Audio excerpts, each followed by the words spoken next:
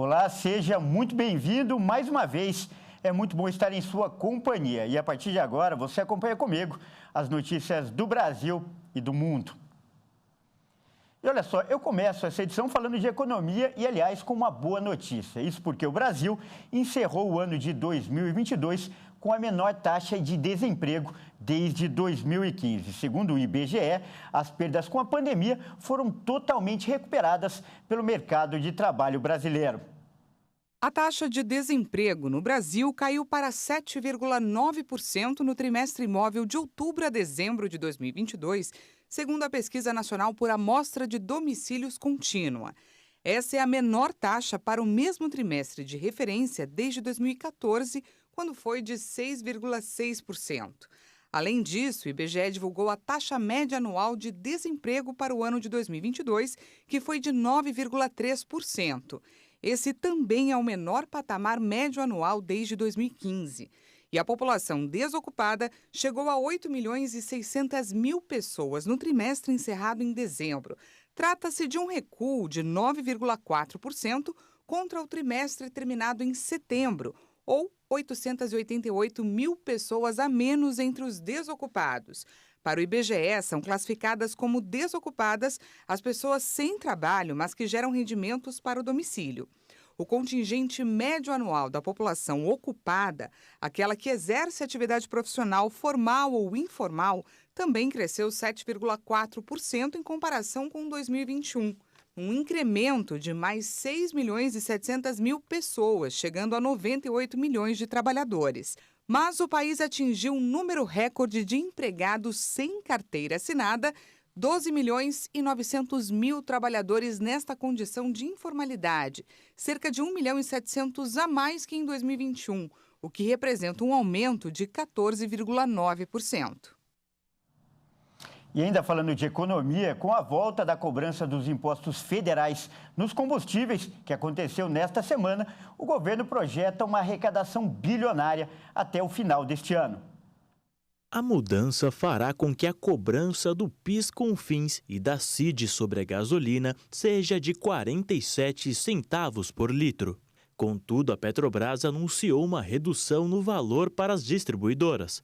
Dessa forma, considerada a redução de 13 centavos anunciada, o impacto será de 34 centavos por litro para o consumidor. Já para o etanol, o acréscimo será de 2 centavos por litro. Para os consumidores, o aumento pode ser visto como algo negativo, já que durante os 6 meses anteriores, os valores dos combustíveis tiveram uma queda significativa. Mas o governo tem outra visão sobre a situação. A afirmativa do ministro Fernando Haddad é de que o impacto para o consumidor ficará menor justamente porque a Petrobras usará parte de sua reserva financeira constituída pela companhia para absorver parte do aumento do impacto. A justificativa do governo para o aumento é que eles enxergam uma necessidade de arrecadação de 28 bilhões de reais com esses impostos. Outra forma de conseguir arrecadar essa quantia, o governo federal deve taxar a exportação de petróleo bruto pelos próximos 4 meses. Mas essa medida ainda pode ser mudada. Isso porque essa nova medida provisória tem validade até o fim de junho. A partir de julho, o futuro da desoneração dependerá do resultado da votação no Congresso. Caso os parlamentares não aprovem a proposta, as alíquotas voltarão aos níveis de 2022, com reoneração total. Mas as mudanças não param por aí. Ao que parece, o governo quer mudar as regras de distribuição de dividendos e ajustar a política de preços da Petrobras. De uma maneira simples, os dividendos são os lucros da empresa distribuídos a seus acionistas. O objetivo é evitar altas elevadas de preço da estatal e garantir mais investimentos em transição energética.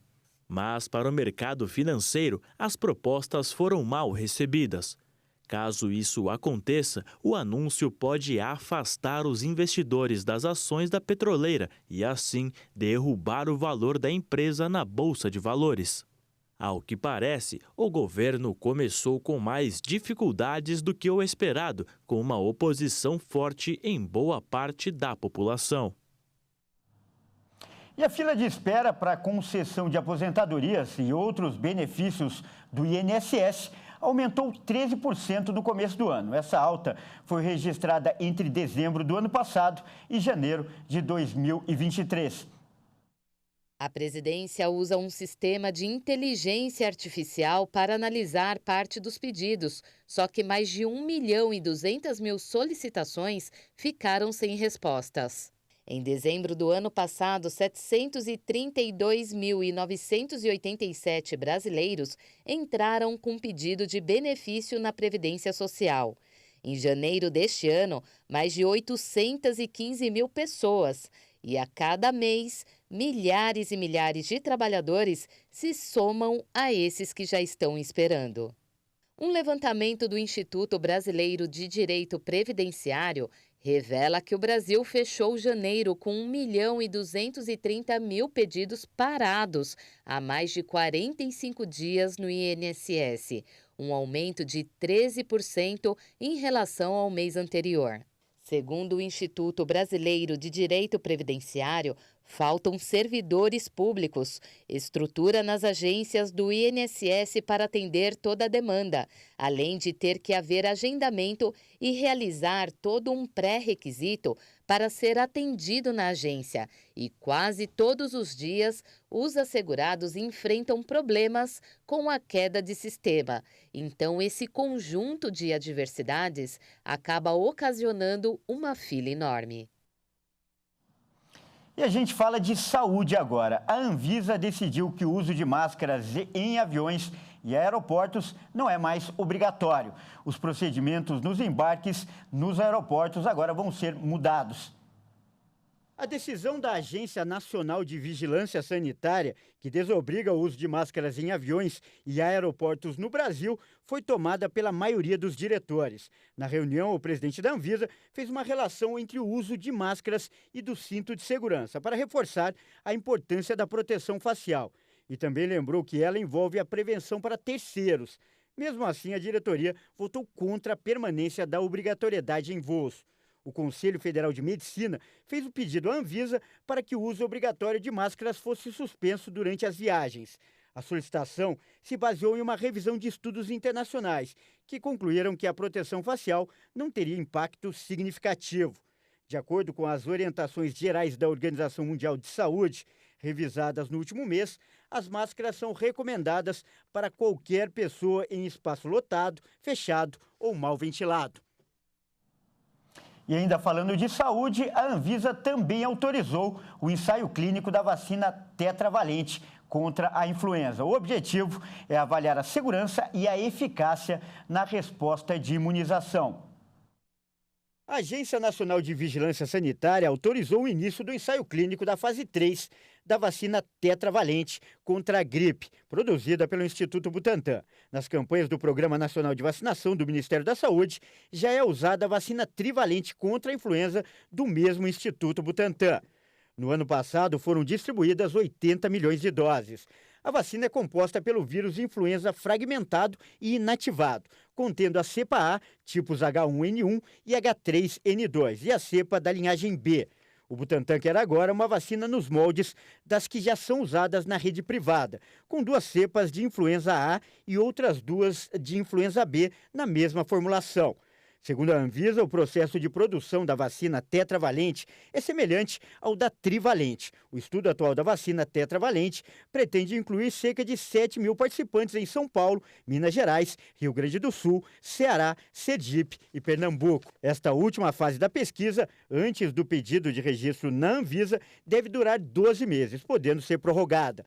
A agência espera o mesmo resultado da trivalente e com uma proteção adicional contra uma segunda cepa B, determinada pela Organização Mundial da Saúde. E a gente muda de assunto para falar de segurança e, aliás, com um alerta que serve para todo mundo. O estado de São Paulo registrou um aumento no número de celulares roubados em 2022. Mas quem traz mais informações é a repórter Bruna Di Giaimo. São 116.879 celulares roubados só no ano de 2022. Uma média de 9.700 celulares por mês. A FECAP faz um mapeamento e mostrou que esses dados são muito assustadores. As ocorrências de furto registraram alta de 54,6%. Com esse aumento, os pedidos de bloqueio também cresceram. Dados da Anatel mostram que só em 2022 houve crescimento de 7%, o equivalente a quase 1 milhão de pedidos de bloqueios. No ano passado, a Anatel somou 930.765 solicitações de interdição de identificação internacional do equipamento móvel, o IMEI. Entre os estados com maiores solicitações estão São Paulo, Rio de Janeiro, Minas Gerais, Bahia e Rio Grande do Sul. Esses números indicados são apenas um indicador, já que correspondem aos bloqueios feitos pela polícia ou pelas operadoras. O Brasil tem 242 milhões de aparelhos celulares e só 11% da população fizeram seguro do aparelho. De São Paulo, Bruna de Giaimo. E ainda falando de segurança, os veículos esportivos e utilitários, conhecidos como SUVs, estão em alta entre os consumidores brasileiros. Mas junto com o aumento nas vendas, também cresceram os roubos e furtos em São Paulo. A subtração desse tipo de veículo no estado paulista cresceu 57% em 2022, na comparação com o ano anterior. De janeiro a dezembro do ano passado, foram registradas aproximadamente 9.000 ocorrências, enquanto em todo o ano de 2021 foram quase 5.600 casos. Os números de roubos e furtos dessa categoria foram compilados pela empresa de rastreamento veicular Ituran, com base em dados oficiais da Secretaria da Segurança Pública de São Paulo. Segundo a empresa, a disparada nos registros de roubos e furtos de utilitários esportivos tem relação direta com o aumento na quantidade de veículos circulando nas vias. Essa modalidade de veículos foi responsável por quase 44% de todos os emplacamentos de automóveis no país em 2022. Entre as ocorrências do ano passado, furtos e roubos ficaram quase no mesmo patamar, pouco mais de 50% para os furtos e aproximadamente 49,5% para os roubos. Entre os veículos mais furtados e roubados no ano passado estão o Ford EcoSport, Jeep Renegade e o Honda HR-V. E veja a seguir, o uso de animais em pesquisas para desenvolver produtos de cosméticos está proibido no Brasil. E você vai ver também, venda de chocolate para a Páscoa já começa a aquecer o comércio. A previsão é de alta para este ano. Nós voltamos já.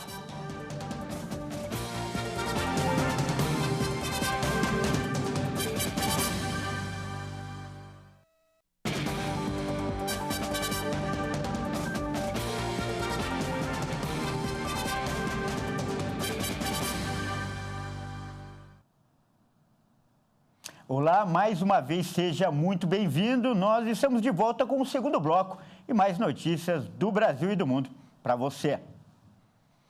E olha só, o Ministério da Ciência, Tecnologia e Inovação proibiu o uso de animais em pesquisas para desenvolver produtos de cosméticos, higiene pessoal e perfumes no Brasil.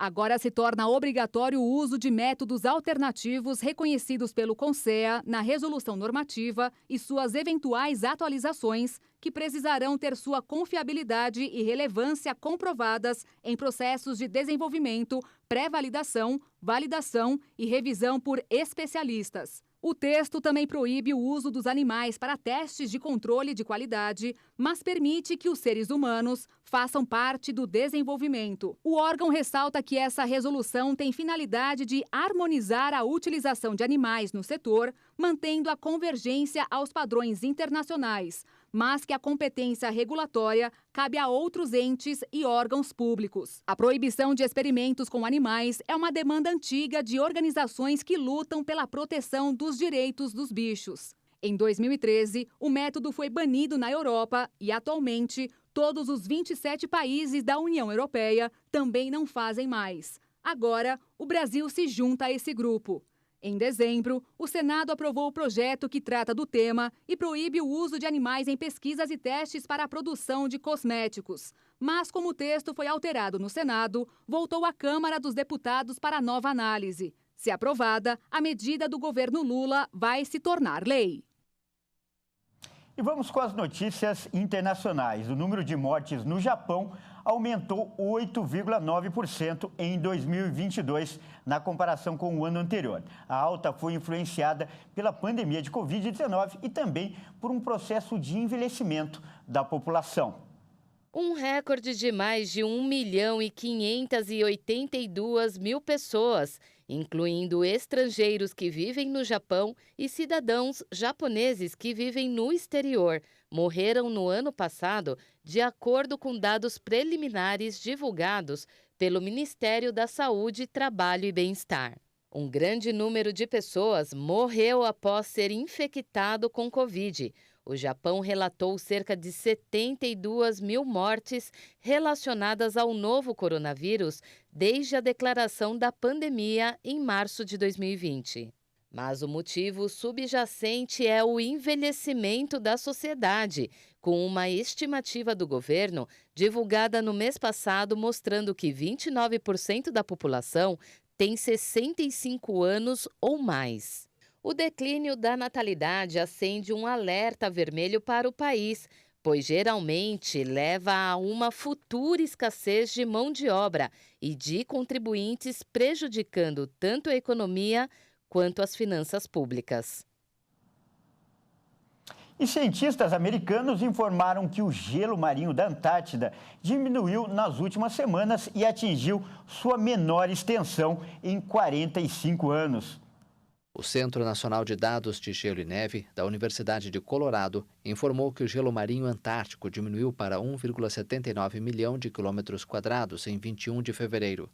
Essa área superou em 136 mil quilômetros quadrados o mínimo histórico anterior, registrado em 2022. Cientistas do centro destacaram que o dado é preliminar, já que ainda pode ocorrer um novo degelo no fim da estação. Um número definitivo sobre a extensão do gelo na Antártida vai ser divulgado em março. A plataforma de gelo, uma geleira espessa de água doce que recobre a Antártida, é objeto de atenção especial de parte dos cientistas, pois contém água suficiente para provocar, se derreter, um aumento catastrófico do nível dos oceanos. O degelo marinho é problemático porque ajuda a acelerar o aquecimento global. Quando o gelo marinho, que reflete de volta para o espaço até 90% da energia solar, é substituído por um mar escuro e descongelado, a água absorve um percentual parecido de calor do Sol. E atenção a essa dica. Um estudo do Reino Unido apontou que uma simples caminhada diária pode prevenir em até 10% as mortes prematuras. Segundo os pesquisadores, apenas 11 minutos de exercício por dia já trazem resultados. Não é preciso ser um atleta para sentir os benefícios de praticar exercício físico. Uma pesquisa do Reino Unido revelou que encaixar uma caminhada mais acelerada na rotina diária pode ser o bastante para influenciar na qualidade de vida e melhorar a saúde.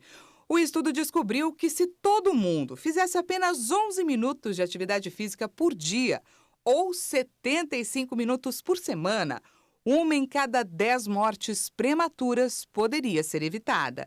Andar de bicicleta, caminhar em ritmo acelerado, fazer uma trilha, dançar ou jogar bola, qualquer movimentação é válida. A maioria das pessoas não consegue praticar o mínimo recomendado de 150 minutos de exercício por semana. Mas, de acordo com os pesquisadores da Universidade de Cambridge, praticar algum exercício é melhor do que não fazer nada. A equipe de pesquisa analisou centenas de estudos anteriores sobre os benefícios da atividade física e concluiu que praticar a metade da quantidade recomendada poderia prevenir 1 em cada 20 casos de doença cardiovascular e 1 em 30 casos de câncer.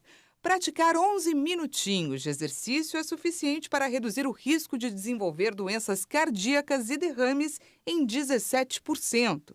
E casos de câncer em 7%. O exercício regular reduz a gordura corporal e a pressão arterial, ao mesmo tempo que melhora o condicionamento físico, o sono e a saúde do coração a longo prazo. E as compras para o período da Páscoa já começaram a aquecer o comércio, em especial com o aumento na procura por chocolates. Aliás, quem não gosta, né? E a previsão é de um crescimento expressivo nas vendas em relação a 2022. Vamos conferir na reportagem da Maria Clara Leite. A época mais doce do ano está chegando e muitas lojas já estão assim, lotadas de ovos de todos os tipos, cores e sabores, para os mais variados gostos. A Ana Luísa, de 12 anos, já está contando os dias para a Páscoa. Eu adoro essa época. Eu e minha família inteira já estamos pensando. Eu amo demais chocolate. A dúvida agora é quantos ovos vai ganhar. Se vierem 10... eu como tudo. Se depender da Ana Luísa, a expectativa de vendas no Brasil vai se confirmar. A Confederação Nacional do Comércio de Bens, Serviços e Turismo ainda não tem uma estimativa em números, mas espera ultrapassar o faturamento de aproximadamente 2 bilhões de reais registrados em 2022. Esta loja pioneira no setor pretende faturar pelo menos 25% a mais nessa Páscoa em relação ao ano passado. E não só com as vendas dos ovos industrializados, mas principalmente com toda a matéria-prima necessária para a produção de ovos caseiros. Afinal, é nessa época que muitos microempreendedores aproveitam para ganhar dinheiro. A Edileuza já está fazendo a cotação para essa Páscoa. Há 2 anos ela decidiu empreender nessa área e diz que vale muito a pena. Dá para faturar o dobro, né, do que eu gasto. A microempreendedora conta que no começo aprendeu tudo sozinha. Mas agora... Hoje eu faço um curso assim para mim estar me aperfeiçoando mais, para você ter uma prática. Afinal, conhecimento nunca é demais e os valores são acessíveis. Nessa rede, são vários os cursos oferecidos na área. Você tem curso de R$ 29,00, de R$ 39,00, tem curso de R$ 100,00, que são os cursos de mais extenso, de maior duração, né? Mas é muito barato. A gente chegou a ter 6 mil alunos média mês, que é muito mais que uma faculdade, colocando pessoas no mercado, pessoas que pagaram dívidas, pessoas que saíram de dificuldade, que pagaram escola, que se tornaram empresas, centenas de empresas. Empresa hoje que tem 3 mil lojas que nasceram dos nossos cursos. Nunes está nesse ramo há quase 40 anos. Diz que fazer ovos de Páscoa é mais simples do que fritar um ovo, mas é preciso técnica. A gente ensina as pessoas todas as dicas, como fazer o chocolate de maneira prática e rápida. A gente tem um curso que uma pessoa só, ela consegue fazer 100 quilos por dia de ovos de Páscoa. Então imagine você fazer 100 quilos de ovos por dia, se foram ovos de 500 gramas, são 200 ovos que ela fez num dia, pode vender até no atacado e ganhar dinheiro e sair de dificuldades, né? Ou montar seu próprio negócio. Tem gente que estuda até para fazer ovos para a própria família. Quantos filhos você tem? Tenho 2 só, mas muitos sobrinhos, muita gente na família. Aí eu falei, seria legal eu aprender a fazer, até comprei um kit já de confeiteiro, já tô para fazer tudo. Se não for para faturar nessa Páscoa, fica a dica da Lilian para ao menos economizar com os ovos. Se caso der algum resultado, quem sabe ano que vem eu começo a fazer para eles também, para vender, né?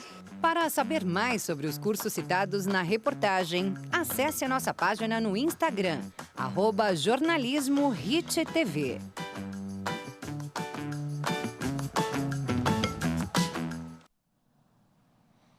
Bom, e essa edição fica por aqui. Eu agradeço pela sua companhia e convido a continuar ligado em nossa programação.